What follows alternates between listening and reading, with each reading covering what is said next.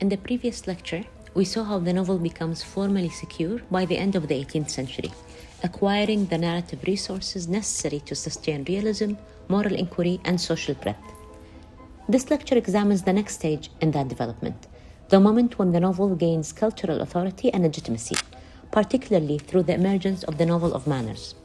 Focusing on Scott and Austen, we explore how realism is consolidated through social mediation, moral judgment, and shared norms, before turning to Mary Shelley as a crucial figure who exposes the limits of this consolidation and reveals the tensions it cannot contain.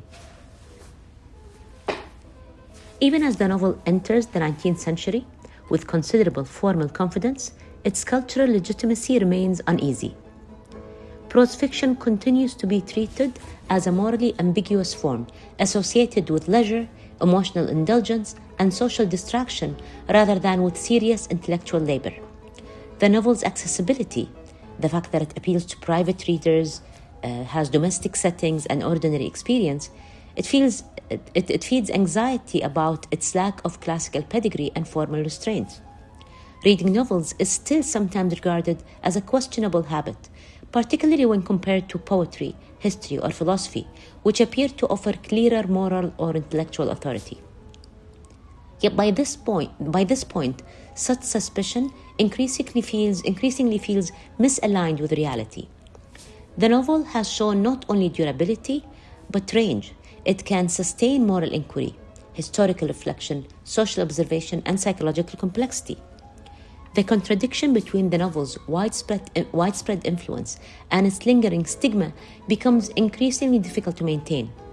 This tension prepares the ground for a decisive shift, in which the novel no longer seeks legitimacy through apology or borrowed prestige, but asserts it through the authority of its major practitioners.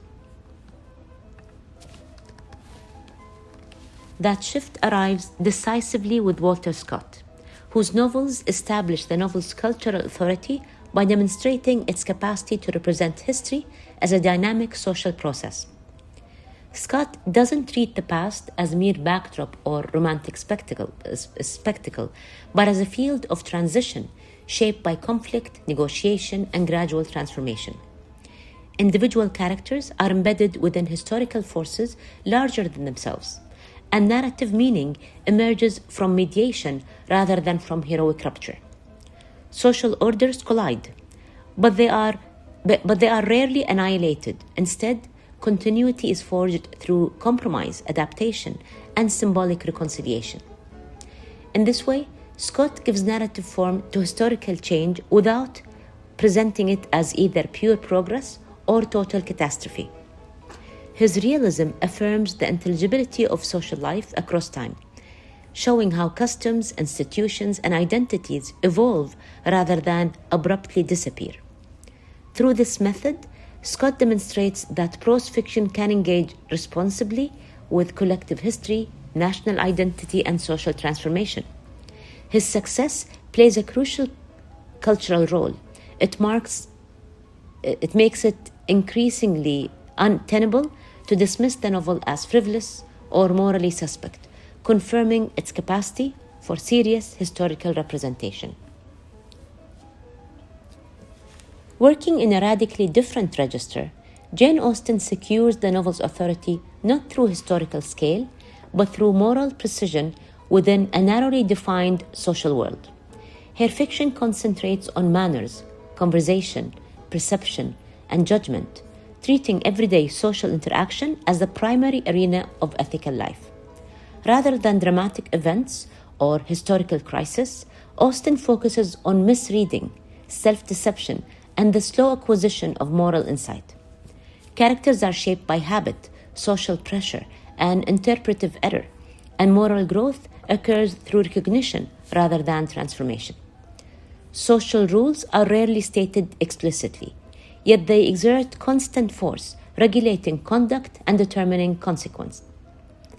Irony becomes Austen's central narrative instrument, allowing her to expose moral failure without melodrama or didacticism. In this way, Austen demonstrates that ethical seriousness doesn't depend on large-scale conflict or suffering, but can emerge from the smallest adjustments of understanding within ordinary life. Alongside Scott, Austen confirms that realism does not require a single method or scale. The novel proves itself capable of representing both collective historical movement and minute moral calibration without sacrificing authenticity or coherence. Following the achievements of Scott and Austen, the novel enters a phase of consolidation marked more by diffusion than by immediate innovation. The narrative possibilities they establish, the historical realism, the moral intelligibility, the social coherence, are widely adopted, but often without the depth, balance, or control that gave these models their enduring power. Many writers imitate Scott's external features, such as historical settings and national themes, without fully grasping his treatment of historical process or social mediation. Others replicate Austen's surface refinement while missing her precision of moral intelligence and narrative restraint. As a result, early 19th century fiction produces a large body of competent but undistinguished work. This period is not seen as a decline in any absolute sense. Rather, it is understood as a natural consequence of success. Once a form becomes dominant, its techniques circulate faster than its creative energy. This phase confirms that the novel has become the default form for extended prose narrative. Its methods now feel familiar, reproducible, and culturally secure, preparing the conditions for later renewal rather than marking exhaustion. If Scott and Austen represent the novel of manners at its points of greatest confidence, Mary Shelley exposes the limits of that confidence by imagining what happens when social mediation fails altogether.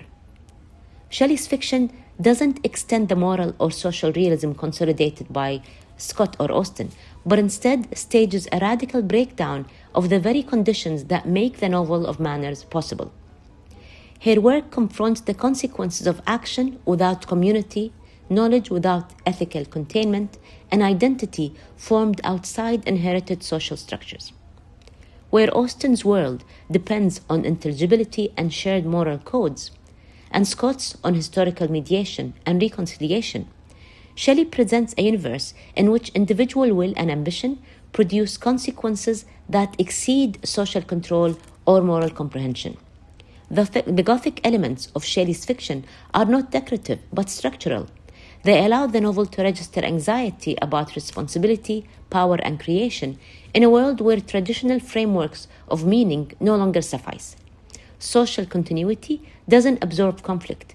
Instead, isolation, fear, and guilt proliferate. The individual is no longer corrected or integrated by society, but left exposed to the destructive aftermath of unmediated action.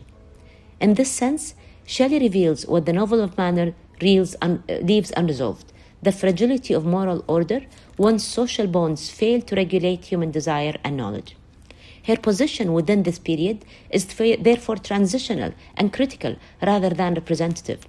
Shelley doesn't belong to the novel of manners, but stands at its boundaries, demonstrating that cultural authority and formal consolidation do not guarantee ethical or psychological stability. The developments examined in this section show the novel at a moment of apparent consolidation and emerging strain. With Scott and Austen, prose fiction achieves cultural legitimacy and moral authority, demonstrating that realism can sustain both historical process and ethical precision within socially coherent worlds. The novel of manner affirms the intelligibility of social life and the possibility of moral judgment grounded in shared norms. Yet Shelley's intervention makes clear that this confidence is neither complete nor uncontested. Her Gothic disruption exposes the limits of social realism and reveals anxieties that cannot be absorbed by manners, mediation, or reconciliation alone. At this point, the novel stands both secure and unsettled, recognized as a serious literary form, yet already generating counter-traditions that question its assumption about progress, coherence, and moral legibility. These tensions will intensify in the Victorian period, where the novel must confront not only public life and social authority, but the pressures of inner life, desire, and psychological extremity. For more information, refer to the sources listed on the screen.